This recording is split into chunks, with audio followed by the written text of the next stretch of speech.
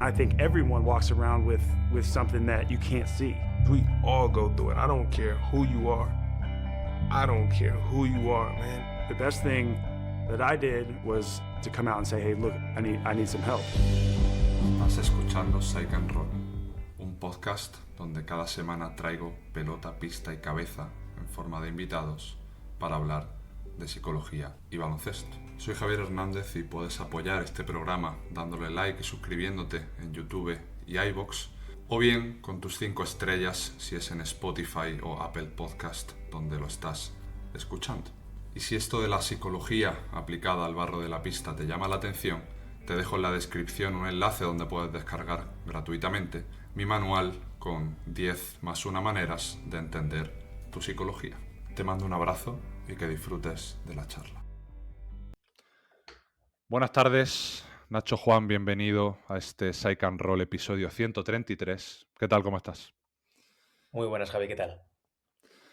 Pues deseoso, y por lo que hemos hablado fuera de micro veo que es recíproco, lo cual me alegra, deseoso de ya poder mantener este ratito juntos, esta conversación, que como te estaba medianamente anticipando, pues va a arrancar con la movida esta de las cartas que he sacado. Así, bueno, le damos un toquecito de azar al inicio de la conversación que yo creo que está bien para poner en práctica algo lo cual los entrenadores tenéis muy en el día a día, que es tener un poco de cintura, ¿no? Ser flexibles, adaptaros al contexto, ir un poco viendo lo que demanda la situación. Así que vamos a poner un poco en práctica esta función y esta labor. Nacho, pregunta número 2. Esta en concreto es para jugadores, pero te la voy a adaptar para la función de entrenador, ¿no? En concreto la pregunta es: ¿qué acción te anima cuando estás sintiéndote mal en pista? Esto te lo adapto, te lo reconduzco a, bueno, ¿qué cosas te animan a ti cuando te estás sintiendo, bueno, en tus labores vinculadas a ser entrenador, a dirigir grupos, a ser entrenador ayudante, que te encuentras un poco, bueno, en esos momentos de más farragosos a nivel de confianza, a nivel de dudas, de interrogantes? ¿Qué cosas crees que te animan más a salir un poco de esos bucles en los que todos a veces entramos? Pues mira, te daría dos respuestas para la misma, ¿no? Porque la primera, normalmente, como entrenador, suele ser una mirada. Muchas veces encontrar una mirada que te transmite esa confianza y esa honestidad también que buscas en un momento complicado. Uh-huh. Muchas veces es simplemente una expresión facial la suficiente para decir estoy en el lugar que tengo que estar y pase lo que pase, tengo que seguir con lo mío, tengo que seguir con esa determinación o tengo que buscar algo diferente, pero sé que tengo ese backup de esa persona que me está mirando. Y por otro lado, si no es esa mirada, esa segunda respuesta sería precisamente de Nacho, ¿está ocurriendo esto? Pase lo que pase, vayas a decir lo que vayas a decidir, estoy contigo, ¿no? Esa mirada, a veces esa palabra, en muchos casos para mí es una mirada de decir, estoy contigo, tengo I got your back, que, Uh-huh. que- Sí. que se dice tanto en nuestra jerga, y simplemente notar que hay una confianza y una honestidad de la persona que tienes al lado. No hace falta mucho discurso motivacional, no hace falta mucha frase genial. A veces simplemente con notar ese punto de apoyo, para mí es suficiente. Ya. El otro día, además, me conecta con un vídeo de estos típicos que te salen, como ahora Twitter también se ha convertido en un algoritmo totalmente aleatorio, donde te metes en la pestaña de para ti y te pueden aparecer desde fotos de perritos hasta cuestiones totalmente cero vinculadas a tus gustos. El otro día me apareció un vídeo de, a ver si lo digo bien, el entrenador de Toronto Raptors, que si no me equivoco es Darko Rajakovic, donde se le acercaba Quickly a la banda, ¿no? Y él, su única comunicación o su única conexión, interacción con él fue como abriendo un poco los ojos, fue con gestos, con miradas. Todo lo que le estaba diciendo él, el único feedback que obtuvo del entrenador fue el lenguaje corporal, y me pareció, de hecho puse un tuit que me parece el uso del lenguaje corporal me parece una herramienta súper potente para sintetizar la comunicación y también para aterrizar a veces esas respuestas emocionales tan intensas que tenéis los entrenadores cuando está ocurriendo algo en pista que nos gusta, cuando un jugador pues digamos que ha encadenado demasiadas acciones desafortunadas, y a veces lo primero que nos sale es esa respuesta beligerante desde la verbalización, y ese uso del lenguaje corporal. Vi el vídeo y dije, hostia, pues no me parece una mala herramienta que también los entrenadores podáis revisaros para ver cómo la estáis utilizando en esos aspectos. Totalmente, porque el entrenador muchas veces es sobre todo lo que transmite, es lo que Mm, parece en muchas ocasiones, ¿no? Y a mm, veces lo que transmitimos en nuestro lenguaje corporal es cómo nos sentimos. Y yo creo mm, que esto va en la línea de una cosa que quería comentar, ¿no? Al hilo de la anterior respuesta, ¿no? Que es que a veces tengo la sensación de que sobrevaloramos mucho nuestra toma de decisiones y nuestra capacidad para intervenir dentro de un partido, ¿no? Cuando a veces lo que hay que seguir es adelante, ¿no? Hay que ser capaz de adaptarse a la situación, a lo que está ocurriendo y ser capaz de navegar en esa vorágine a la que te estás enfrentando. Y en este caso, el lenguaje corporal creo que es una forma de tender puentes a sí, encontrar esa respuesta. Pensamos que a veces, ¿no? Tiene que venir la respuesta de una genialidad, la solución, perdón, mejor dicho, a una genialidad y a ujú, veces simplemente con una mirada, con un gesto, con una palmada en la espalda, eres capaz, ¿no? de dar, o por lo menos dar un poquito de arranque a una respuesta posterior, ¿no? A mm, veces yo creo que sobrevaloramos esa capacidad que tenemos para cambiar dinámicas como entrenadores, cuando a mm, veces lo más importante es transmitir algo que a lo mejor aún no tenemos en nuestras mm, manos, pero que estamos a punto de tener. totalmente. Porque ahí, Nacho, yo pienso bueno, el concepto este que me conecta con el concepto, tirando otra vez de cuestiones y de nomenclatura anglosajona, el fake it till you make it, ¿no? Ujú. Y si lo trasladamos al lenguaje corporal, creo que también tiene un componente, y esto ya llevándome a cuestiones más de evidencia psicológica, que si yo quiero sentirme más calmado, quiero comunicar de forma más pausada, lo mejor es, o una de las maneras más eficaces de actuar es primero representarlo con el cuerpo, ¿no? Esto que comúnmente se dice, no puedes pedir calma desde el banquillo a voces y con los brazos en alto porque lo que van a ver tus jugadores primero, tirando un poco del refranero, esto de una imagen vale más que 1000 palabras, ¿no?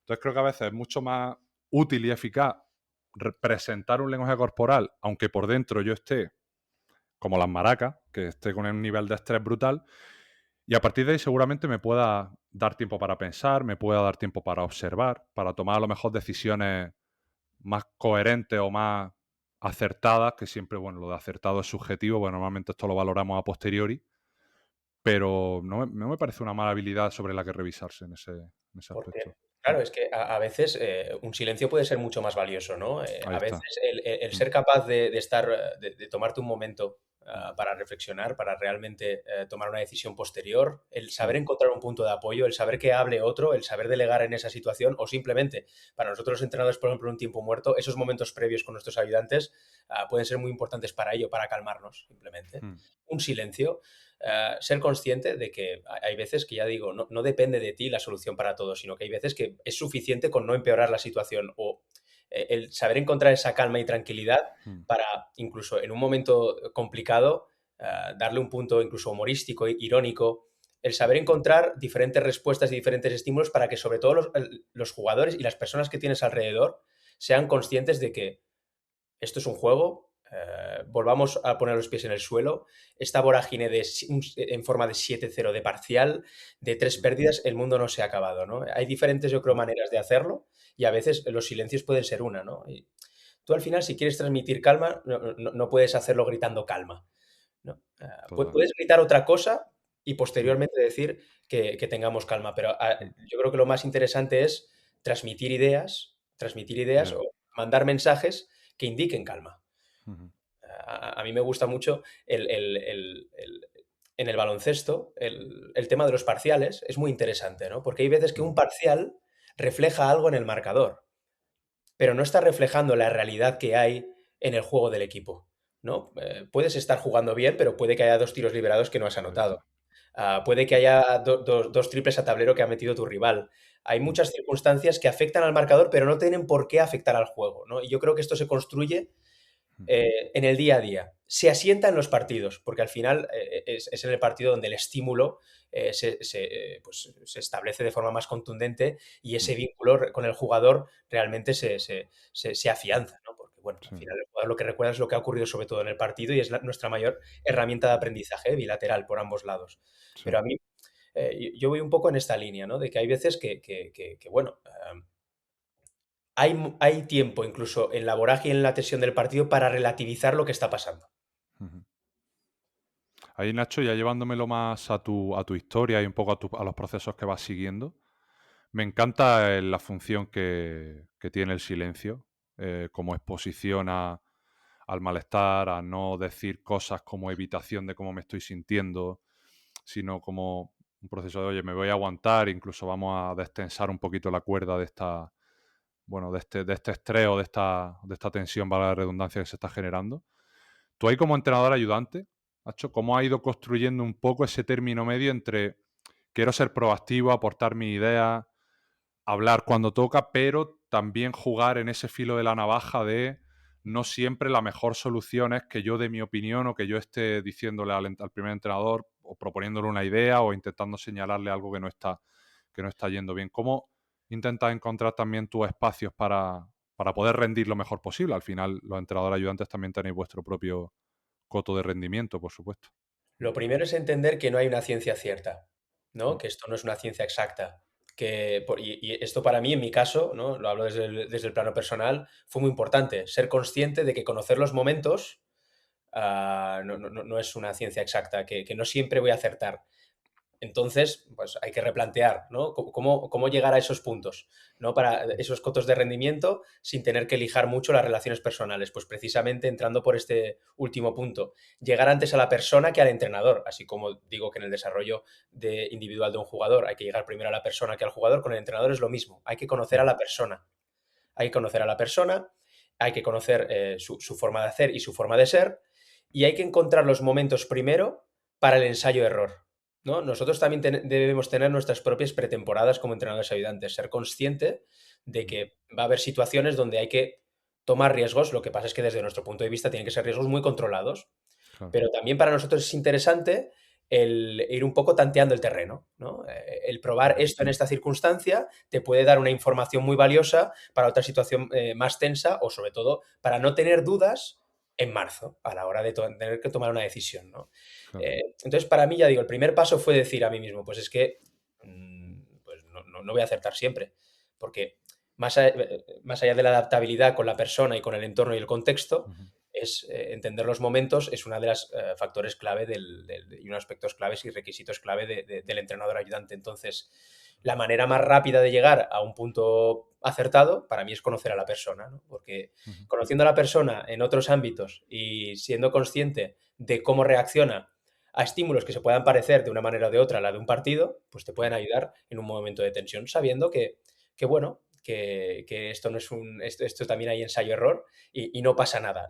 Ujú. Yo siempre digo lo mismo, para mí el error como tal, pues forma parte, ¿no? Del juego, esto todos lo sabemos, ¿no? El baloncesto es un juego de errores como todo. La cuestión es intentar evitar lo máximo posible el repetir errores. Mm, totalmente. De hecho, le leí un día una entrevista a Nadal que decía algo así como que los mejores tenistas no eran los que mejor pico o un pico más extenso, más alto de rendimiento conseguían alcanzar, sino aquellos que lo que llaman en América los que eran capaces de hacer el bounce back más Ujú. rápido, ¿no? Los que después de cometer un error o de estar en un periodo un poco quizá más de pozo psicológico de rendimiento, menos tiempo duraba ese pozo, menos se mantenían en el error y antes volvían un poco a, como tú has dicho, que no encadenaban, por este caso, dos errores Claro, pero es consecutivos. que el baloncesto además, para mí, la gracia que tiene como deporte, para mí, por lo menos para mí, lo que lo hace aún más fascinante que otros, es la cantidad de acciones simultáneas que están ocurriendo Mm, ese desafío constante que hay al encadenamiento de acciones y de esfuerzos, y ya no solo físicos, sino mentales, mm, ¿no? Lo hace un auténtico reto. Entonces yo creo que son precisamente los equipos que más rendimiento tienen, son los que son más consistentes, más sí. allá de los factores de Mm, calidad y de herramientas físicas o mm, técnico-tácticas, ¿no? Es la mm, capacidad, en cualquier contexto, de ser consistente. mm, Aunque sea, pues bueno, hay equipos con más limitados en recursos que tendrán que ser más consistentes en menos cosas, ¿no? Y los equipos excelentes lo 100%. son en mayores cosas. Porque Sí, creo que los picos, estos picos de los que podía hablar Rafa Nadal en este caso, en el baloncesto, vienen mucho de la calidad individual. Pero 100%. si tú am, lo tiras todo al saco de la calidad individual, vas a tener Mm, precisamente eso, una moneda al aire. mm. ¿Crees que está infravalorada la consistencia? Yo creo que, no es que esté infravalorada, sino que digamos que está infrautilizada. Me explico. Yo creo que no hablamos suficiente de lo que nos hace ser consistentes. O sea, muchos hablamos de be solid, ser sólido, ser sólido. Pero ¿qué es lo que nos hace ser sólido? Hay que ser sólidos en el rebote. ¿Qué nos lleva a ser sólidos en el rebote? Ser sólidos en el rebote no es que tú atrapes todos los rebotes, ¿no? Es ser capaz de estar haciendo el trabajo de rebote, de box out, que te toca cada vez. Una vez lo cojas tú o no lo cojas tú. Ser consistentes en el trabajo de balance defensivo no es hacer una acción genial, no es llegar al tapón después de una pérdida, es ser capaz quizá de proteger la pintura después de una situación de desventaja. Para mí es muy importante, dentro del contexto de un equipo y en lo táctico también, porque al final es a lo que nos agarramos muchas veces de forma equivocada, en mi opinión, pero es muy importante, sí, decir, consistencia. ¿Qué es lo que me hace ser consistente? ¿No? Yo creo que esto es la clave.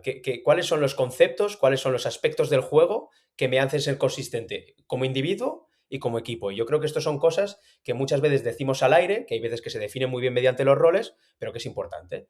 Pues yo, por ejemplo, con mis chicos este año, los chicos del U22 que trabajo en el Manresa, para nosotros la consistencia se basa en la defensa, en el rebote y en la carrera. Dentro de estos tres ámbitos tan genéricos, ¿no? Digamos que hay muchos detalles, o hay conceptos, o hay diferentes ideas que se trabajan, pero la consistencia dentro de un partido nos la dan esos tres ámbitos. Y todo el mundo tiene que ir en esa misma página.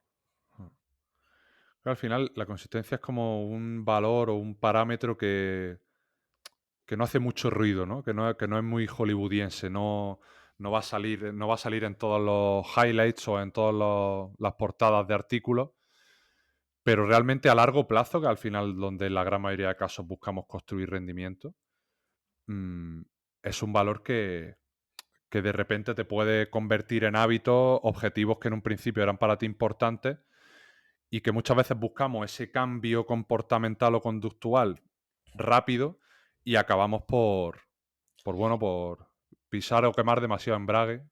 Claro, y porque al final nosotros lo que buscamos, ¿no? Como entrenadores, ¿no? Es buscar los máximos, ¿no? Alcanzar lo más, bueno, pues llegar a lo más alto posible o intentar, pues bueno, ya no solo vislumbrarnos, sino poco a poco escalar y llegar a nuestros máximos. Pero para llegar a esos máximos, yo creo que es importante establecer muy bien esos mínimos. Sobre unos mínimos sólidos es más fácil llegar a los máximos, ¿no? Porque si no, yo creo que volvemos otra vez a la moneda al aire continua, ¿no? Donde sí, vas a ser capaz de llegar a esos picos de rendimiento, pero quizá no con la consistencia adecuada. Y esa irregularidad a la hora de encontrar los máximos puede generar frustraciones e impotencias. Estoy bastante obsesionado con ese tema, Nacho, últimamente, con el tema de cómo diseñar tareas en los entrenamientos para conductas o habilidades que muchas veces parece que las dejamos a expensas de la actitud, ¿no? De las ganas, del defender es querer, entrar al rebote es tener actitud, parar una falta en contraataque es ser un jugador altruista, ¿no? Y todas estas cosas que parece que son habilidades espúreas que de repente un día me apetece más hacerlo, otros días no tanto, ¿no? Y bueno, de hecho hace poco con un compañero sacamos un curso sobre diseños de tareas para incluir los factores psicológicos y entrenarlos, ¿no? Sin querer caer en spam ni mucho menos, pero también para que la gente sepa que hay formaciones de ese estilo. Y yo te quería preguntar a ti, Nacho, cómo realmente qué importancia luego le da a la hora, en este caso, por ejemplo, con el sub-22, que es con quienes obviamente están más presentes desde el punto de vista de diseño de entreno y demás. ¿Cómo intenta construir y trabajar esos mínimos? ¿De qué manera le da importancia, los repite y también realiza y traslada ejercicios con los que pueda valorar y exponer a los jugadores a ese tipo de rendimiento, de mejora?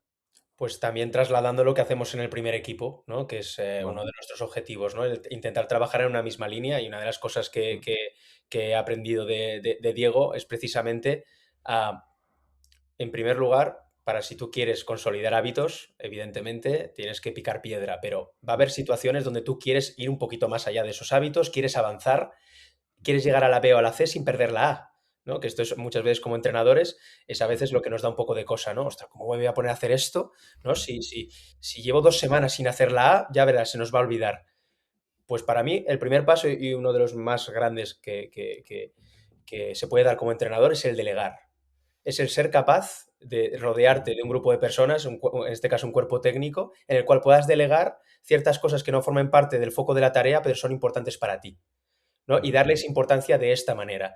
Y muy importante, tú como primer entrenador, darle importancia, en algún caso, a veces cuando toca una bronca, ¿no? A la tarea de la que se encarga otra persona, ¿no? Para darle un valor, ¿no? Para intentar un poco que las antenas se activen y que todo el mundo dé importancia a cada asunto de la tarea.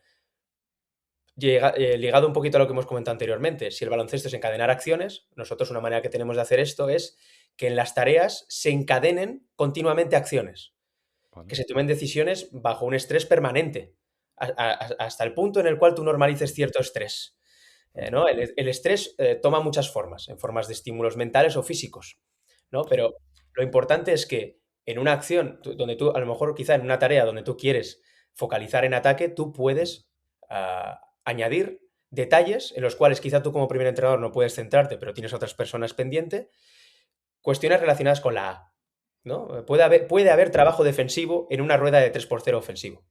Al igual que tú puedes meter una canasta y si quieres trabajar la presión defensiva, tú puedes tener a una persona debajo de canasta lista para que después de anotar estar en la posición defensiva correspondiente para presionar el balón en el 1 contra 1 y saltar al balón, ¿no? Yo creo que responder a tu pregunta es un poco esto, el intentar que el jugador esté bajo un estrés permanente, quizá suene un poquito radical, pero que sí que se vea obligado a encadenar acciones continuamente y a pensar qué es lo que tiene que hacer después. Que si tiene que tirar, aunque sea un ejercicio de tiro y una competición de tiro, que después de tirar hay que ir al balance. Pues vamos a darle importancia en cada momento, incluso en la competición. Hasta el punto de que si tú no haces eso, eso se puede penalizar. O todo lo contrario, puede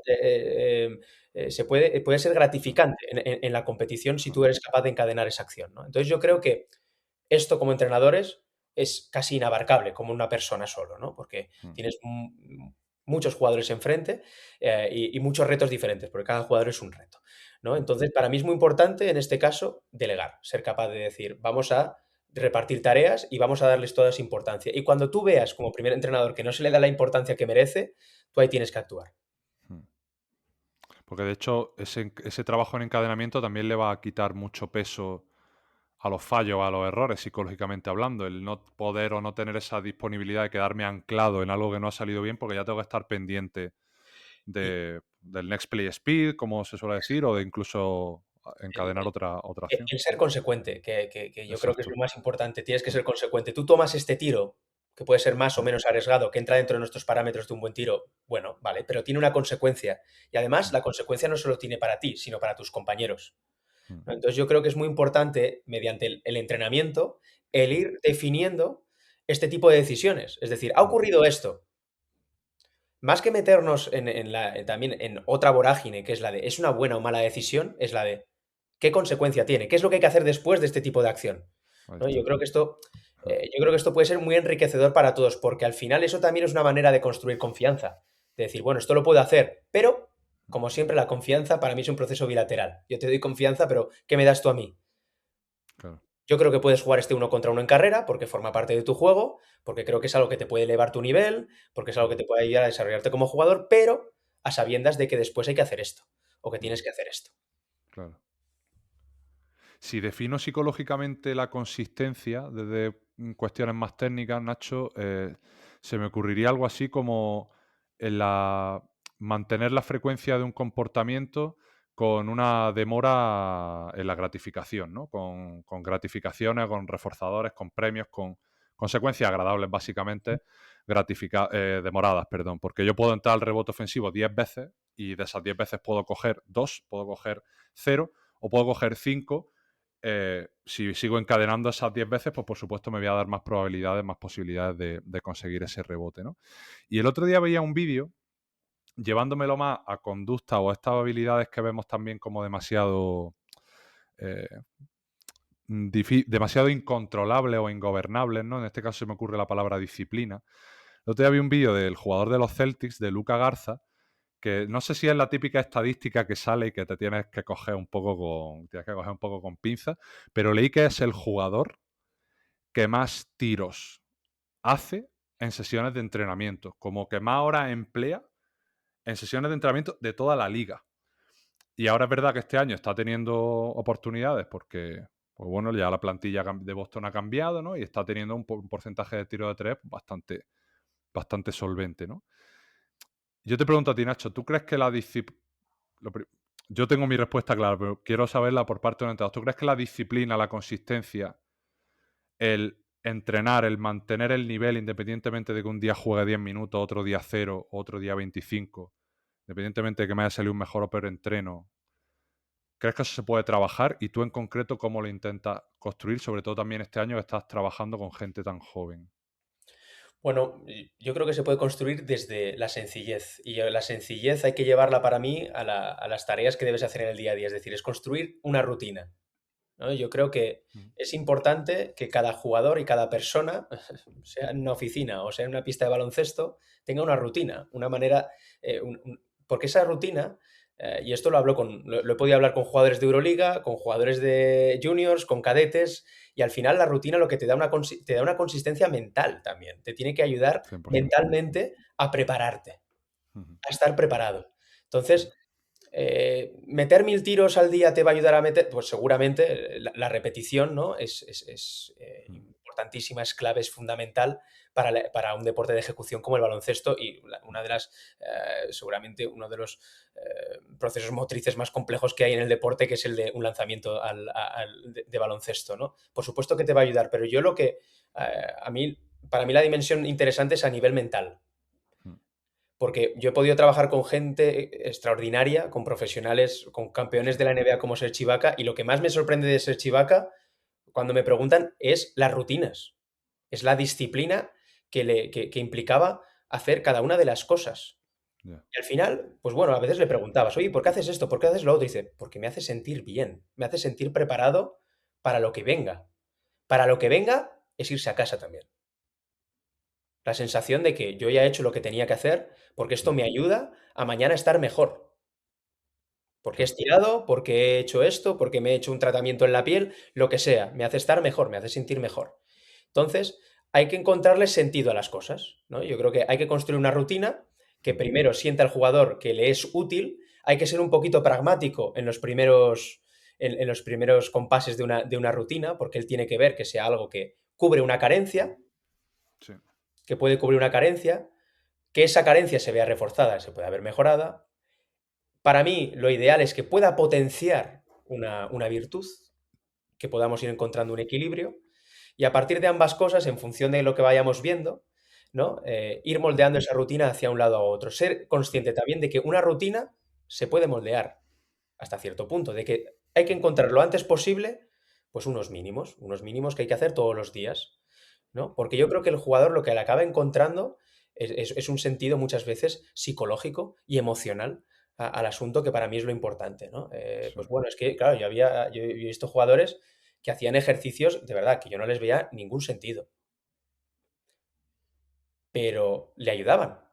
Y te lo decían, es que no, es que es una forma que tengo de encontrar un poco de feeling con el balón, ¿no? Yo veía a Niels Giffey, un jugador con muchos años ya en Euroliga, y veía ejercicios que a nivel de coordinativo pues me parecían extraordinarios, pero no les veía una utilidad, ¿no? en el juego, no veía que tuviera una transferencia, ¿no? Tanto que nos Ahí gusta está. la Sí. transferencia. Las Pero transferencias. la transferencia, como decía un entrenador, a mí las transferencias que me gustan son las bancarias, ¿no? Pero la transferencia, y decía, ya, pero es que lo que me hace sentir bien físicamente, porque coordinativamente yo me activo mentalmente, me expreso corporalmente, ¿no? Y doy este apoyo extra, aunque sean pasos, y bueno, pues yo no sé si la recomendaría, pero lo que está claro es que a ese jugador le funciona. Claro. ¿No? Al igual que ese jugador, bueno, aquí me meto en otro jardín, pero hay jugadores que sin problemas en los tobillos se siguen vendando los tobillos. ¿Qué le voy a decir yo al de 36 años? Que no se vende los tobillos, a lo mejor es hasta peligroso que no se vende los tobillos después de 20 años haciéndolo, ¿no? Que tampoco quiero llegar hasta ahí, sino a lo que quiero llegar es que al final la manera de construir consistencia es desde lo que haces en el día a día. Y en el día a día no hay que ser muy ambiciosos al principio. Hay que ir desde lo sencillo, que no es simple, hay que ir desde lo sencillo. Y poco a poco desde ahí vamos construyendo. Vamos construyendo una masa, vamos construyendo unos mínimos que yo creo que nos pueden llevar a sitios muy interesantes. Sí. De hecho, decía Kobe que él antes de cada verano, cuando ya se preparaba su postemporada y todo ese trabajo militar que generaba en verano, que él firmaba una especie de contrato consigo mismo, ¿no? Para no dejar a las dudas, ni a la pereza, ni a la desmotivación responder por él, ¿no? Él decía, no, yo firmo un contrato donde expongo y reflejo todo lo que quiero trabajar este verano y yo cada mañana no me pregunto si me apetece o si no, si quiero echar más horas o menos, sino que independientemente de cómo me sienta, yo sé que mirando ese papel voy a encontrar la respuesta de lo que me va a hacer sentir mejor, ¿no? Entonces creo que esa construcción de rituales, de rutinas, son como realmente una reverencia a todo esto que se nos llena la boca a veces del proceso, ¿no? De valorar el proceso y no el resultado. Bueno, pues vamos a edulcorar el proceso, vamos a envolverlo bonito con acciones que, como tú bien has dicho, no vienen en un manual que digan cómo hacer una rutina, sino acciones que a mí me hagan encontrarme mejor. Que esto Yo creo también que, pasa, Nacho, de claro, me espero a estar bien para hacer cosas cuando realmente la fórmula es, vale, ¿qué cosas me hacen sentir bien? Para luego empezar a seguir encadenando otras cosas pues con las que necesito algo más de confianza o que necesito un poco más de fuelle. Y así es como realmente la confianza, la actitud, las disciplinas son conductas. Por lo tanto, tenemos que, como tú bien has dicho antes, ¿qué es la consistencia en un equipo, no? Pues bueno, vamos a ver qué acciones la representan, ¿no? Y creo que también es un poco interesante verlo desde ese punto. Me gusta mucho lo de las rutinas mentales también, verlo desde ese prisma. por eso creo que es importante hacer al jugador partícipe de lo que está haciendo. Es Mm, decir, el entrenador es el que va a llevar la iniciativa, ¿no? Porque el jugador per se no tiene por qué saber ciertas cosas, ¿no? Entonces, claro. por eso tenemos trabajo, ¿no? Entonces, yo creo que en esa proactividad del entrenador también tiene que entrar el implicar al jugador en su propia mejora. Mm, Esto es fundamental. El que sea consciente de su propia mejora es determinante. Y este ejemplo, por ejemplo, lo pongo con Diego, ¿no? Hace unos años en Zaragoza, ¿no? Que en uno de sus primeros entrenamientos con los jugadores jóvenes del club, en la pretemporada, pues hace un ejercicio de tiro, ¿no? Y al final del ejercicio él pregunta, ¿cuántos has metido? Y el 90% de los jugadores en pista no eran conscientes de la serie de lanzamientos que habían hecho. Es decir, uno decía, no, he metido 8 ya, pero ¿de cuántos? Si tú no eres consciente de lo que estás tirando, de lo que estás metiendo, mm, de lo que estás fallando, ¿qué haces en la pista? Esta es la conclusión que llego yo. Y las discusiones que también tenemos con los jugadores de ¿para qué estás? Para tirar porque sí. ¿No? Todo lo que claro. tienes que hacer tiene que tener un sentido, porque tirar por tirar no tiene ningún sentido. Y seguro que Luca Garza lo que le está llevando al éxito de su rutina no es ser el tío que más lanza, per se, Mm, sino que seguramente está cumpliendo unos objetivos y es consciente de lo que falla y de lo que mete y de que su objetivo no es meter 1000 de 1100, sino que sí. si un día mete 800, al día siguiente es a 850, nunca bajar de 700 y encontrar una consistencia Mm, dentro de lo que tú quieres hacer, ¿no? Entonces, para eso tienes que hacer al jugador responsable, ¿no? Y ahí es donde entra la palabreja, otra palabreja inglesa, que he de decir que a mí esta me gusta mucho, que es la de accountability, ¿no? sí, esa me encanta, me encanta. Mm, ser responsable, ¿no? De lo que sí. estás haciendo y, por tanto, consecuente. Ajá.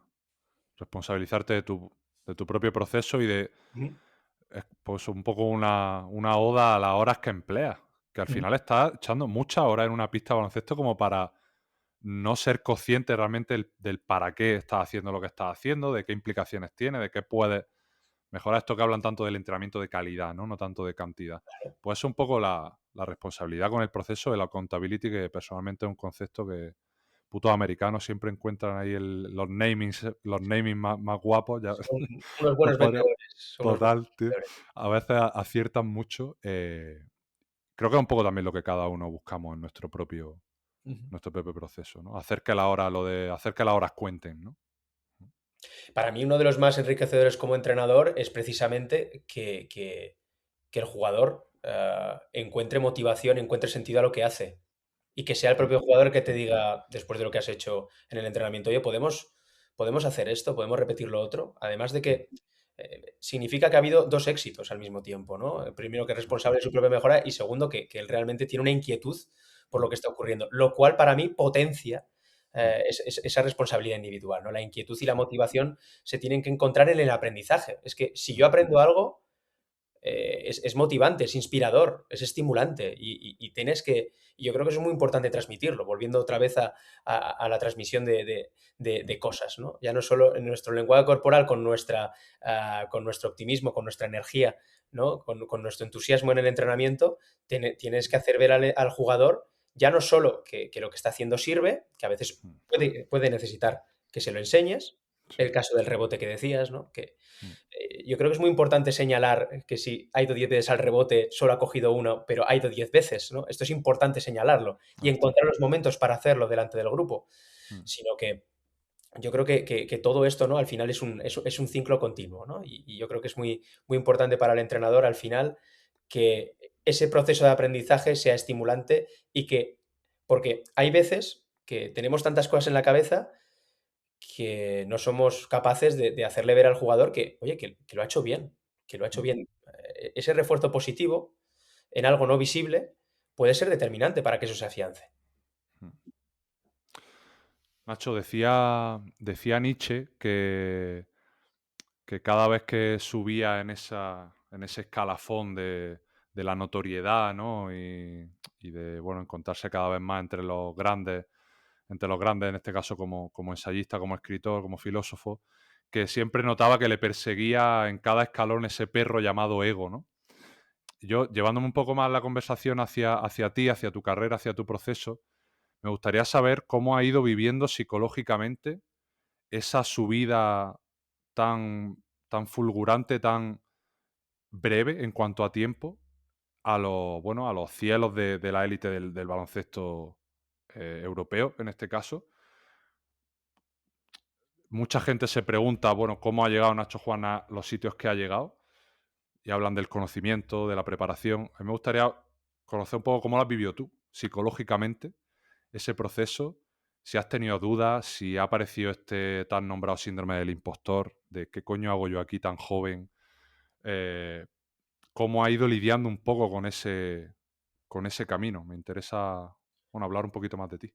Pues ha habido de todo. Ha habido dudas, ha habido momentos de no dudas, ha habido síndrome del impostor, ha habido de todo. Porque de hecho uno de mis aprendizajes de esta vorágine que he vivido en los últimos tiempos es precisamente darme cuenta de que aún no he asimilado ni asentado muchas cosas de las que me han ocurrido, ¿no? Porque esto te lleva también al deporte profesional, es decir, ocurren muchas cosas muy rápido y hay veces que no tienes tiempo para asentar y asimilar, ¿no? Esto es un proceso en el que yo ahora estoy viviendo, ¿no? Ahora estoy empezando a asimilar cosas que viví en Alemania hace 2 años, o estoy empezando a recoger aprendizajes que pude sembrar en Vitoria el año pasado.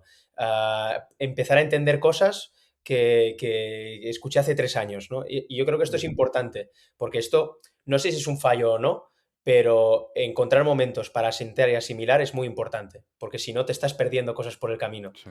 ¿no? Y la forma en la que la he vivido, de todas las maneras posibles, yo lo que he intentado al máximo es vivirlo intensamente, es decir, centrarme mucho en el día a día, ser consciente, llegar a un punto, ¿no? Yo viví en Zaragoza en mis primeros años, digo mis primeros años como si llevase también 10, pero que no llevo tantos. Pero Bueno, viví, razón no te falta, eran tus sí, primeros años. viví muchos cambios de entrenador, ¿no? Entonces, uno de mis Sí. primeros aprendizajes fue, esto cambia mucho y muy rápido. Entonces, como yo no sé a dónde me va a llevar esto, que es lo que me ocurría a mí, ¿no? Con apenas 22 años, como no sé cómo me va a ocurrir, no sé a dónde me va a llevar esto, pues tampoco importa, ¿no? Yo que siempre soy una persona muy calculadora, muy planificadora, pues tampoco importa. Vamos a ver a dónde nos lleva, pero eso sí, por si acaso, no vaya a ser que acabe pasado mañana, vamos a intentar recoger toda la información, ¿no? Porque yo, de vocación y de estudio, soy periodista. Entonces, tengo que almacenar toda la información posible, ¿no? Entonces, yo intentaba centrarme mucho en lo que me estaba pasando, en cada conversación que tenía con un jugador veterano, en cada conversación con un jugador joven. Entonces, lo que he vivido desde el primer día hasta hoy es un proceso muy intenso de observación y de escucha, ¿no? Y a partir de ahí han ocurrido muchas más cosas. Pero yo siempre he intentado mantener los ojos muy abiertos y escuchar mucho. No oír, que oír se oyen muchas mierdas en el deporte profesional. No haces más que oír mierdas, pero escuchar, se escuchan también cosas interesantes. Y el ser capaz de filtrar y priorizar lo que quieres vivir en el deporte profesional es muy importante. Porque para mí hubo un punto de decir, Yo tengo ahora mismo, con la edad que tengo, que simplemente vivir esto y ya está, ¿no? Y hacerlo lo mejor posible y punto. Y ya habrá momentos dentro de 10 años, cuando me preguntes, para pensar en otras cosas. Pero ahora mismo ha sido un constante vivir en el momento. Que ya digo, yo soy un hater de Mr. Wonderful, pero a mí me ayudaba mucho esto, decir, "Uf, tengo dudas sobre esto, tengo dudas sobre aquello, yo no sé muy bien a veces qué hago aquí, pero bueno, estoy aquí". Y a mí lo que más me ayudaba de todo era cuando yo entraba en la pista. Yo me di cuenta que mi santuario Ujú. era la pista, que la pista ayudaba a que todo tuviese la misma forma, ¿no? Qué Entonces, yo bueno. cuando tuve, y de esto fue importante darme cuenta porque yo tuve opciones dentro del mundo del baloncesto, dedicarme a otras cosas, y lo que me daba paz guerrera era la pista, ¿no? Y porque allí al final, pues al final el objetivo es el mismo Ujú. dentro del juego, ¿no? Y estoy con los chicos U22, estoy con Serge Ibaka, con Vladimir Lucic o estoy con Marcus Howard, al final la pista es la pista. Y yo me daba cuenta de que la pista es lo que me daba estabilidad. Ujú. ¿Y esos momentos, Nacho, los buscabas tú, los momentos para ejercer un poco de retrospectiva? ¿Los vas buscando? ¿Tienes un poco como tus templos fuera del baloncesto donde pensar, darle oxígeno a las ideas, ¿no? Se habla ahora mucho, bueno, del tema de andar, de pasear con toda esta sociedad hiperestimulada, ¿no? Dice, lo de las mejores ideas vienen en la ducha, ¿no? Pero no porque la ducha tenga ningún componente mágico, sino porque ya es uno de los pocos resquicios que quedan donde no nos llevamos el móvil allí, ¿no? ¿Esto lo buscas o te tomas típico tiempo en verano también para despegarte un poco de todo y sacar conclusiones? ¿Cómo vas un poco tú asentando ese aprendizaje que me parece igual de importante que el de acumular experiencias, por supuesto? Pues no te voy a mentir, no soy muy bueno en esto, ¿no? Entonces es una tarea pendiente que tengo, pero llevo un tiempo, ¿no? Pues trabajando en ello. ¿Cómo? Ujú.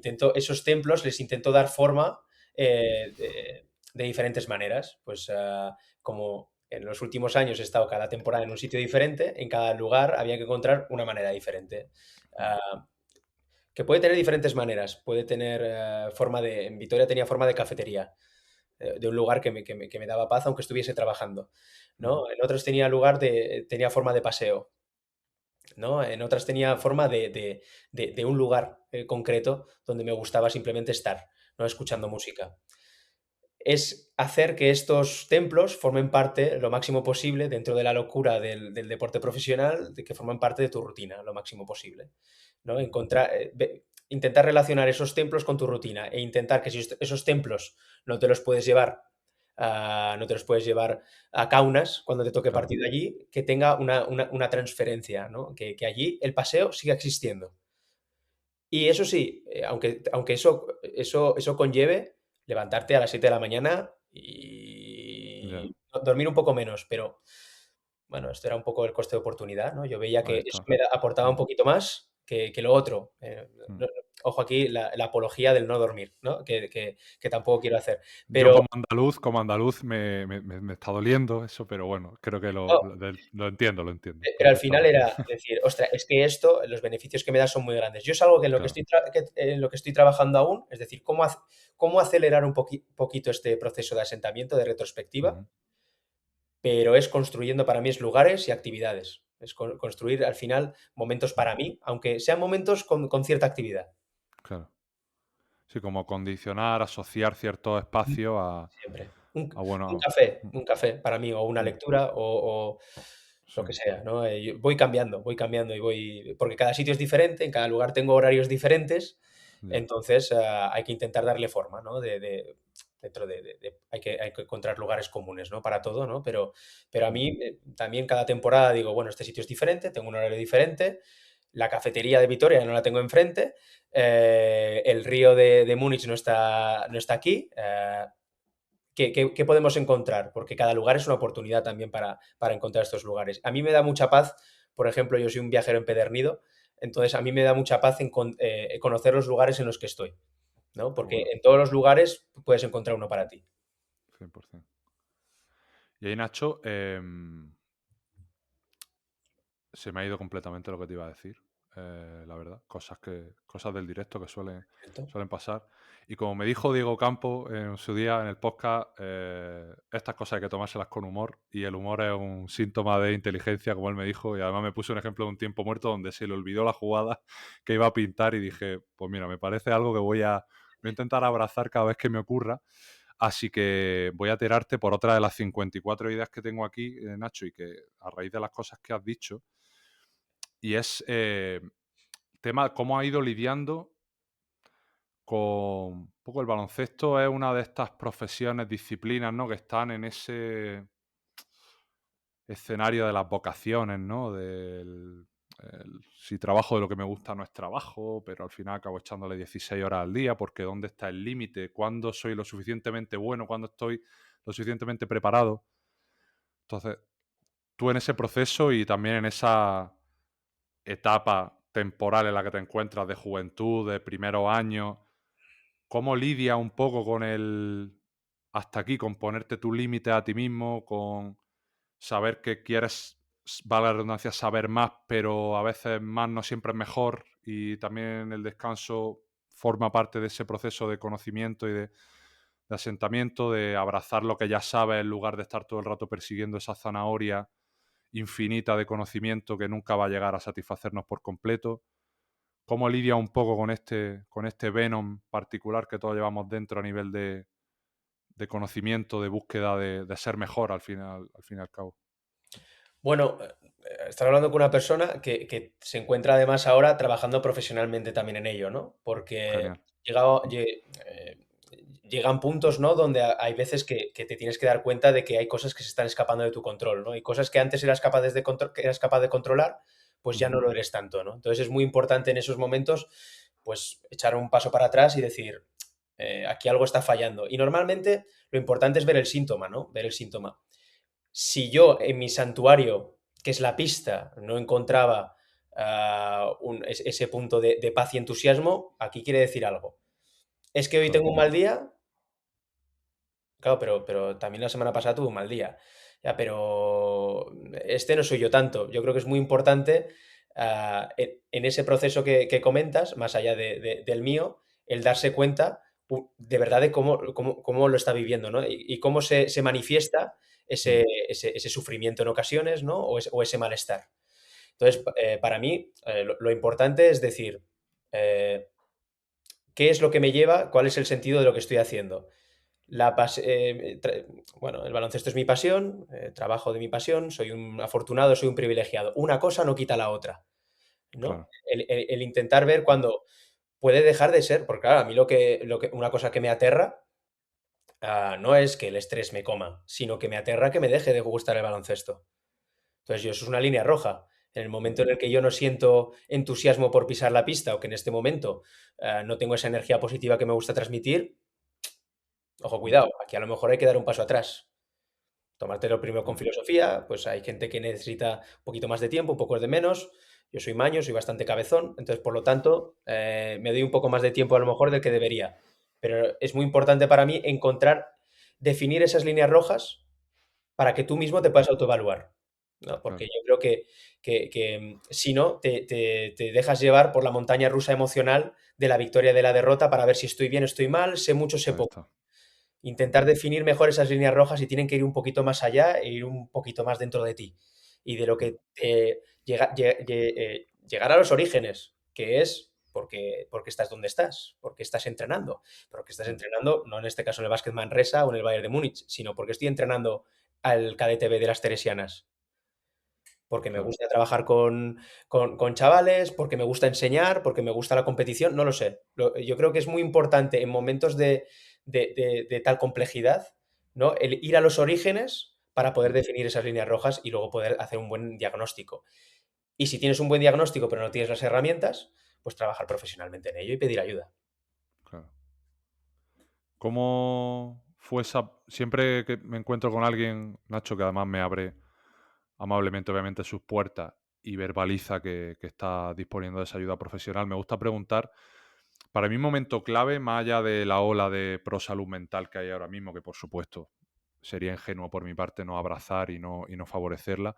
Para mí el punto más determinante, o creo que donde más se puede complicar, es el momento de la detección y el momento de levantar el teléfono y llamar, ¿no? Ese momento de pedir ayuda, que es donde realmente asumo que hay una situación a la que yo le quiero poner o algún tipo de solución, bien sea para mejorarla, bien sea para resolverla, ¿no? No quiero tampoco entrar en esta asociación errónea de psicólogo-problema, sino, bueno, cosas que ya hemos hablado muchas veces, ¿no?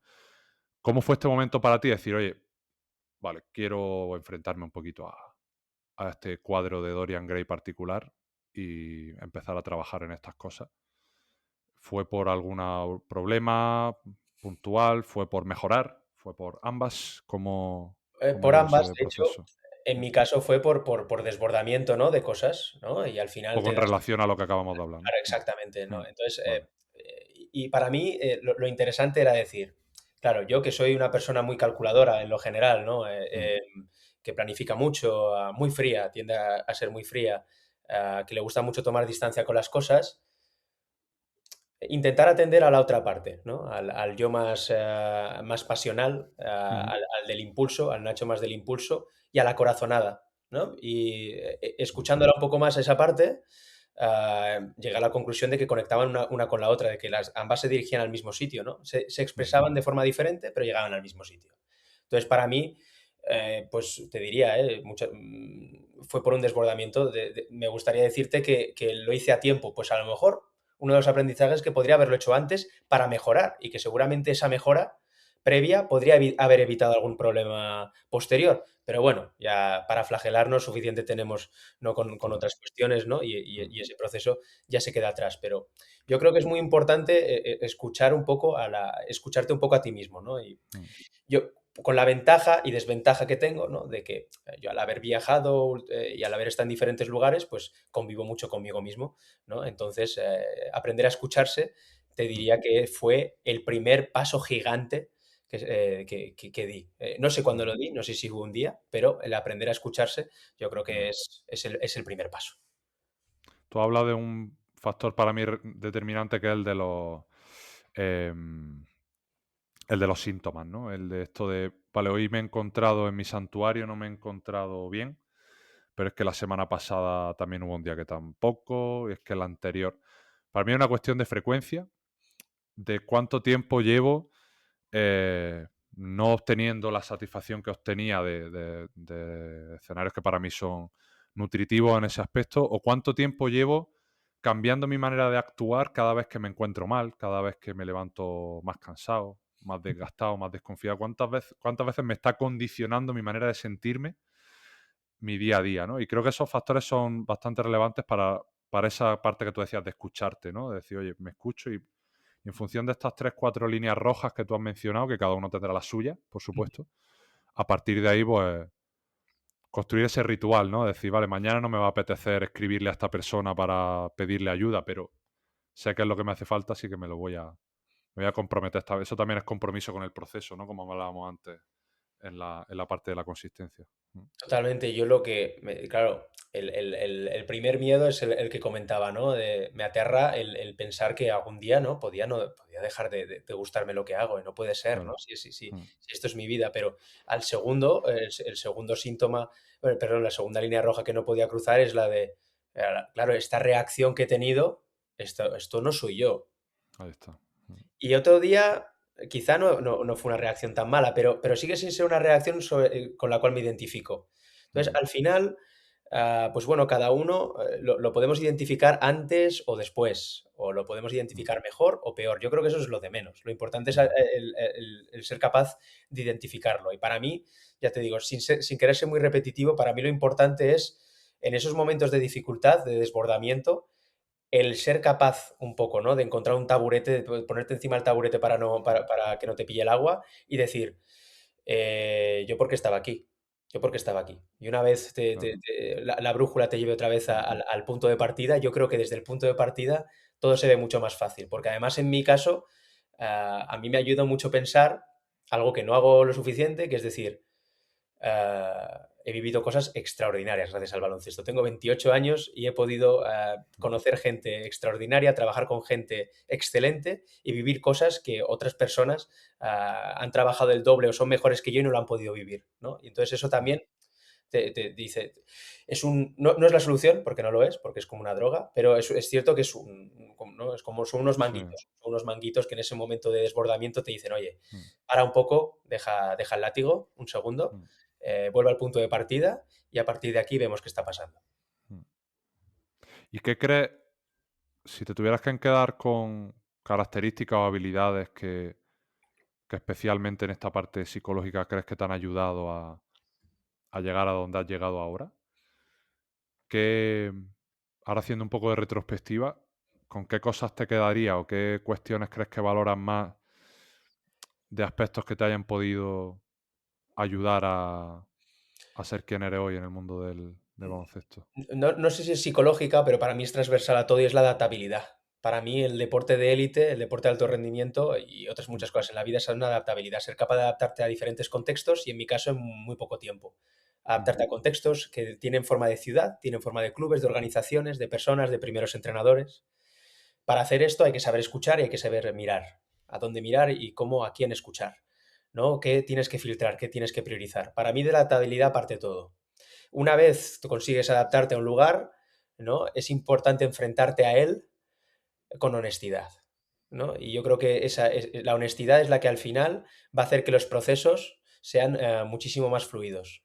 Aunque al mm, principio no te lo parezcan, aunque al principio embarren un poco una relación con alguien o sí, embarren un poco la interacción, pero sin ser el camino más corto, es el que va a hacer que al final llegues a donde tienes que llegar, ¿no? Para mí esa honestidad es un poco la carretera, ¿no? Que tienes que seguir por muchos baches que yo conlleve, porque esa honestidad para mí te va a llevar al tercer punto, que es el de la confianza. Cuando tú construyes confianza, vas a ser capaz de construir conocimiento, vas a ser capaz de construir otras muchas cosas más. Vas a ser capaz de construir creatividad, liderazgos y vas a ser capaz de construir también oratoria incluso y cualquier tipo ujú, de cosa relacionada con el ser entrenador, ¿no? Yo creo que claro, esa, te diría, ¿no? La adaptabilidad sería el motor que te va llevando. Para mí la mm. carretera es la honestidad y yo creo que la meta final es la confianza. Qué bueno, me encanta ese elevator pitch de resumiendo esa parte, Nacho. Si te quería terminar profundizando en una última cosa, ya esto es curiosidad totalmente genuina. eh, ¿Cómo surge lo de Nacho Juan Rules? Y si crees que esa parte de tu vida, en cierta manera, te ha ayudado a diferenciarte, a explotar habilidades que en un principio no eran para el baloncesto, porque tú, bueno, estudiaste periodismo y hasta donde sé y donde he leído, querías ejercer como periodista, pero al final el baloncesto se fue dando casi de manera accidental. Si crees que también esa parte como de no pretenderlo, de no verlo como una obsesión, sino como algo que se fue dando en esos años hasta que un poco te viste preparado y las circunstancias se dieron como para hacerte ese hueco en la élite, ¿cómo un poco se fue generando este camino y hasta qué punto crees que también fue un poco importante también para ti Mm. para hacerte ese hueco y poco, bueno, parte de la persona que eres hoy y que imagino que también lo verá en ese sentido? Por supuesto, al final, Mm, para mí, pues esa cuenta de Twitter iniciática, ¿no? Con mm, su correspondiente nombre, nick adolescente, fue para mí una manera ah, muy importante y muy estimulante de conectar con el mundo que yo veía muy lejos, ¿no? mm, Al final, las redes sociales, en este caso Twitter, en mi caso, lo que me permitió es acercarme a mi pasión. En ese momento yo ya me daba cuenta de que en la pista no iba a llegar, de que no era lo mío, pero que en la red social a mí me gustaba mucho, la comunicación siempre me ha gustado. Am, em, y veía que una red social me permitía conectar ambas cosas, es decir, el baloncesto y comunicarlo de una forma muy peculiar, pero al final una manera que a mí me resultaba sencilla, hombre, ujú, porque al final era con pocos caracteres llegar a la gente, ¿no? De diferentes maneras, en un escenario que veía que todo el mundo podía hacerse hueco. Y digo, pues entonces, por qué yo no? Entonces, yo lo que tenía obsesión es por llegar un poco a la gente de... a mí también me gusta el baloncesto. No es que quiera ser mejor o peor o escribir mejor o peor que alguien, sino a mí me gusta el baloncesto y quiero conocer a gente que le guste baloncesto para hablar de baloncesto, ¿no? Porque mi intención desde pequeño era vivir ligado al baloncesto. Pues claro que si me preguntas con 10 años quería ser Allen Iverson, pero precisamente la respuesta no la tenía, ¿no? En la pista. Pero la red social y Twitter era un puente y cada vez, conforme, bueno, hacía diferentes cosas, veía que eso de verdad era lo que pensaba, ¿no? Que conocía a este periodista, que conocía a este grupo de chalaos que me metieron en su proyecto, que mediante este proyecto podía hacer ambas cosas y ir a Estados Unidos a cubrir una Final Four de la NCAA. Y así continuamente. Empezó a ser una cascada de cosas muy positivas, ¿no? Porque además veía que no sentía la necesidad de meterme en ningún fregado, porque yo tampoco estaba hecho para eso, para meterme demasiado en polémicas, porque yo quería hablar de baloncesto, desde un punto de vista además más objetivo. ¿A dónde quiero llegar con esto, ¿no? En esta turra que estoy dando? Que claro, que a mí lo que me interesaba ya no solo era comunicarlo, sino analizarlo. Y que Claro. fruto de ese análisis yo empezaba a conocer a otro tipo de personas del baloncesto. Y que me doy cuenta de que no lo sé quién es el escolta titular de un equipo polaco, pero no sé por qué este escolta titular juega en Polonia. Entonces, me fue ya no solo abriendo puertas profesionales, sino me abrió puertas de inquietudes. Claro. Y yo creo que ahí fue donde de verdad, en esas inquietudes constantes y por querer entender el juego y lo que pasaba alrededor suyo, fue donde acabaron surgiendo otras cosas. Y en esas cosas te acabaste dando cuenta que el baloncesto que entrenar te flipaba. Claro, porque al final, para mí, entrenar, yo era un jugador muy vocal en la pista y, claro, si es que entrenar es entender el juego, es transmitirlo, es comunicarlo. Ujú. Y además lo vivo a pie de pista y además lo vivo de forma más intensa. Y además en ese momento pensaba, yo creo que ser mejor entrenador me va a ayudar a ser mejor periodista, mejor analista, ¿no? Entonces, Claro, en ese momento lo veías como un claro, nutriente para por lo que... supuesto, porque digo, Ujú. ostras, es que esto de ser entrenador me está ayudando a entender mejor cosas que tengo que Claro, explicar luego sobre el sí, papel. Entonces veía que esto era una simbiosis, ¿no? Y ya, esta simbiosis baloncestística, bueno, me sí. acabó llevando hacia un lado. Podría haber sido el otro, podría haber sido el Ujú, otro, pero estoy bastante convencido de haber elegido la correcta. ujú. Sabiendo que, bueno, el periodismo siempre va a estar ahí, ¿no? Siempre va a estar ahí, Bueno, pero y claro, siempre y me sigo con comentarios de ese tipo, va, y si no, ya harás esto. Pues no lo sé, es que a mí esto de la pista me gusta mucho. Es que esto, claro, sí, esto de la pista me gusta mucho, que a lo mejor dentro de 20 ya, estoy hasta aquí. sí, Pero por ahora no me puedo quejar, no me puedo quejar. total. Y ahí, Nacho, ¿en qué momento ya detectaste que bueno, que te podías desarrollar como entrenador? ¿Fue a través de los campus de Pablo Lasso donde ya se plantea un poco ese escenario? ¿Cómo fue un poco ya el momento donde dices, coño, a lo mejor ser entrenador no es un nutriente para el periodismo, sino que es donde realmente me quiero Fue desarrollar? antes, fue antes. Ajá, Entrando en la cantera del Casa de Monzaragoza, ya me daba cuenta vale, que el trabajo que hacía de verdad era útil, tenía una utilidad y que podía aportar en contextos de alto nivel. ya, Entonces, de formas diferentes, evidentemente. No podía aportarle ciertas cosas a ciertos jugadores con mi edad y con mi poca experiencia, pero había otras cosas, a veces solo en forma de proactividad y entusiasmo, que podía hacer. Entonces digo, ostras, esto está aquí muy cerca y esto me gusta. El día a día me gusta, que es vale, lo que me acabó atrapando. Estar pensando continuamente en baloncesto y en cómo ayudar a que unos jugadores mejoren y a que esos jugadores que mejoren trabajen en equipo. ujú, Esto me gusta. Al final, no te voy a mentir, para ser entrenador en el deporte profesional te tiene que ir un poquito a la marcha. Te tiene que gustar la tensión del partido. Y a mí, sí, esas cosas que iba viviendo ya en la cantera, en una dinámica pues muy similar a la que estoy ahora, que es de un filial, ¿no? Y viviendo también el día a día un poco del primer equipo, porque digo, ostras, claro, es que ujú, estando aquí en el filial, puedo ir a ver a los entrenos del primer equipo. Y los veía y digo, ostras, es que esto está aquí, es que estoy a dos pasillos. ya, Digo, Y luego había un componente emocional muy importante porque, bueno, eran el club de mi vida y el club de mi ciudad, ¿no? Entonces, todo alimentaba, ¿no? Un entusiasmo constante que me hizo disfrutar muchísimo. Vale, Claro, lo que no esperaba es que fuera a ir tan rápido. Lo claro. que pasa es que en ese tiempo yo fui desarrollando habilidades, pues en forma muchas veces de forma de trabajar, ¿no? De metodología, pues, Sí. de cortar vídeo, de ponerme ahí, de hacer el trabajo de oficina, Mm, que, ostras, pueden ser de utilidad y que lo necesitan, y que si además esto lo unimos a mi entusiasmo friki por conocer a los jugadores de todo el mundo, habidos y por haber, ostras, mm. pues aquí a lo mejor hay algo y acabó Ya. surgiendo. Otra cosa son ya otros pasos que se dieron, ¿no? Yo nunca imaginé, Ajá. ¿no? Que en tan poco tiempo, pues, oye, Pablo Lasso llamaría a mi puerta, ¿no? Pero eso creo que, Mm. que, que está ya en otro escalón, pero ese escalón iniciático fue el de ver las cosas muy cerca, sin dejar de vivirlo como eso, como un niño. Claro. Y el tener una habilidad que, o sea, ¿tú crees que realmente esa habilidad que tenías tan explotada y que te centrabas tanto en mejorar te abrió un poco esa Sí, primera porque puerta, ¿no? fíjate, yo pensando, un poco, ¿no? Hace un par de años dando clase en el curso de entrenador, superior, aquí, Sí. ¿no? Además, fue en mi ciudad, en Zaragoza, me dijeron, ¿no? Pues da una clase sobre el entrenador ayudante, ¿no? Desde Ujú. tu punto de vista, desde tu perspectiva, y yo soy muy joven, y precisamente, un punto de vista diferente. Y es que para mí, ¿no? Yo daba tres requisitos para la élite, ¿no? Uno era la adaptabilidad, de la que me gusta hablar mucho porque es para mí la base de todo.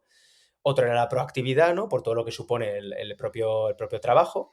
Y para mí la otra era muy importante, la especialidad, es decir, ofrecer algo sobre lo que construir tu lugar, ¿no? Pues Ujú. primero, sobre lo que destacar y que puedan adquirir tus servicios, pero otro sobre el que construir una confianza, porque es muy importante, ya no solo como Sí. entrenador, sino como jugador, saber qué haces bien y saber potenciarlo. Porque ya más allá de lo que te aporta unos mínimos, Mm. aporta una confianza para proyectarte hacia otras cosas, ¿no? Que en Total. este caso es lo que intenté. Esto lo hablé con Raquel Romo, que le pregunté que hasta qué punto era importante especializarse como entrenador, por lo menos potenciar, explotar una de las habilidades para permitirte abrirte ese hueco, ¿no? Y me dio un punto de vista bastante interesante. Al final ella me dijo que tú se acaben por las circunstancias dándose que seas más entrenador ayudante que principal, Ujú. que un entrenador tiene que ser primero entrenador, desarrollarse como entrenador y luego, obviamente, explotar las habilidades que le va a ayudar a desarrollarse. Pues en este caso, si es entrenador ayudante en un contexto de élite, pues ahí, ¿no? Y ya te lo iba a preguntar, pero has respondido sobre la importancia también de esa especialización. Poco, a mí me gusta mucho la metáfora de la T, ¿no? Voy desarrollando habilidades a lo ancho, pero también es importante como profundizar en una más para que genere ese equilibrio, ¿no? Y Y me...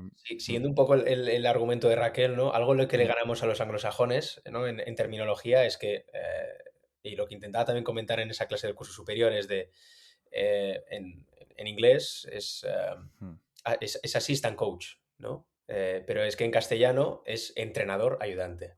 ahí está. La primera palabra es Lo entrenador. que va primero ahí. Y yo creo que esto es importante no olvidarlo nunca, porque Sí. empezamos como entrenadores, luego a veces somos ayudantes, pero Mm, nunca dejas de ser entrenador, desde tu, claro. desde tu perspectiva, desde tus labores, desde tu especialidad, pero siempre eres Mm, entrenador. Porque mm, al final, y volviendo un poquito a lo de antes, es muy importante saber llegar al punto iniciático cuando tienes problemas, ¿no? Y ese punto iniciático, esa esencia, ese alma de todo lo que sí. estás haciendo, y en este Mm, caso es ser entrenador. mm. Nacho, me lo he pasado que te cagas. Se me quedan muchos temas de los que ya tenía apuntados previamente y de los que hemos hablado ahora, pues ya imagínate la cantidad de ramas y de bifurcaciones que se me generan. Pero bueno, yo creo que una bonita sensación de una grata conversación es salir con ganas de una próxima, que esperemos que ojalá sea presencial. Te escuché algo en el podcast del compañero King Gómez en Soul Basketball que dijiste que tú eras más de mantras que de dogmas. Y es algo que me gustó mucho porque yo soy muy fan de las autoinstrucciones, de cómo sintetizamos ciertos procesos en, bueno, en pequeñas frases que nos marcan o bueno, conceptos que nos hacen mm, generar coherencia a nuestras acciones, ¿no? Como esos pequeños... Yo, por ejemplo, tengo aquí detrás... Soy muy fan del Señor de los Anillos y por supuesto, en consecuencia, muy fan de Tolkien. Y me gusta mucho una frase suya que dice que no todo el que deambula anda perdido, ¿no? Cuando me gusta mucho ir picando de muchas piedras y explorando, abrazando la incertidumbre, pero hay veces, como hemos hablado, que es inevitable que algún día no se te caiga el mundo encima y digas, ¿qué cojones estoy haciendo? Y si voy a algún sitio que realmente me merezca o me sea gratificante, ¿no? Entonces miro esa frase y digo, bueno, pues vamos a seguir deambulando un poquito, que por ahora no te ha ido tan mal, ¿no? Entonces a mí me gustaría que, bueno, que cerraras compartiendo uno de tus mantras, si es que ahora se te ha venido a la cabeza alguno que en especial te interpele o te atraviese en el buen sentido, claro.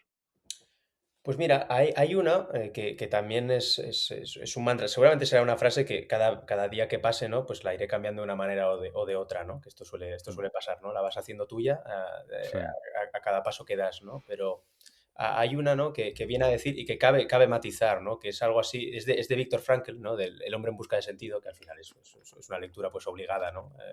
En todos los ámbitos, que es que dice algo así como que cuando ya no somos capaces de cambiar una situación, ¿no? Tenemos el desafío de cambiarnos a nosotros mismos, ¿no? Y hay que matizarla, ¿no? Porque no significa que que tienes continuamente que cambiar, ¿no? Que no es porque seas mejor o peor, ¿no? Sino que cuando a veces lo intentas todo, ¿no? No te queda otra que adaptarte a la situación en sí misma, ¿no? Y saber navegar, ¿no? En esas aguas, por muy Correcto. complicadas que sean, ¿no? Y a mí es un mantra que ahora mismo es uno de los que me viene a la cabeza, ¿no? Que para mí es especial y es el que me está ayudando en esta fase en la que estoy ahora mismo, ¿no? Y si tenemos esta conversación dentro de 2 años, pues seguramente sea otro. Bueno, ya te diré que me encanta esta que has mencionado. Además, bueno, no puede haber libro que refleje más el concepto de propósito y del sentido, ¿no? De esta corriente filosófica de la que yo, obviamente, por mi profesión, soy fan y también por a cuestiones vitales, nos quedamos con esa, sin duda, Nacho. Ha sido un placer escucharte, de verdad. Tenía muchas ganas de conocerte un poco más, de preguntarte cosas desde la más pura curiosidad. Espero que lo hayas disfrutado, que te lo hayas pasado bien, que hayas estado mínimo la mitad de a gusto de lo que yo he estado, porque eso ya significará mucho. Y te dejo el micrófono abierto para que concluyas y cierres este episodio 133 de Second Roll. Bueno, el placer ha sido mío, Javi. La verdad es que ha sido no solo un rato muy ameno y muy especial, sino también terapéutico, en el sentido de que en el proceso en el que estoy viviendo ahora mismo es una conversación que me resulta muy gratificante y que a veces escucharse a uno mismo, ya no solo internamente, sino externamente, puede ser también algo muy, muy interesante, ¿no? Y a mí me gusta muchas veces cerrar, ¿no? Cuando se me pregunta por mí o por mi carrera, me gusta siempre puntualizar algo que, bueno, puede parecer muy, muy básico, muy genérico, pero me parece importante, y es hacer un llamamiento a que el camino de cada persona es distinto y no hay uno mejor que otro, ¿no? Y el mío, por haber sido en algún caso más rápido que otro, no es mejor, ¿no? Cada uno tenemos el nuestro y el que tiene cada uno es especial. Sí. Nacho, no me gusta hacer esto, pero me conecta con una frase que le escuché un día a una compañera psicóloga que decía que no se puede llegar tarde a tu propia vida. Totalmente, Y totalmente. creo que deberíamos firmarla un poquito más en el día a día, como tú dices, y abrazar el camino de cada uno y que, bueno, los procesos son distintos. Así que ahí seguiremos. Muchas gracias, Nacho. A ti. Never be ashamed of wanting to be a better you. Period.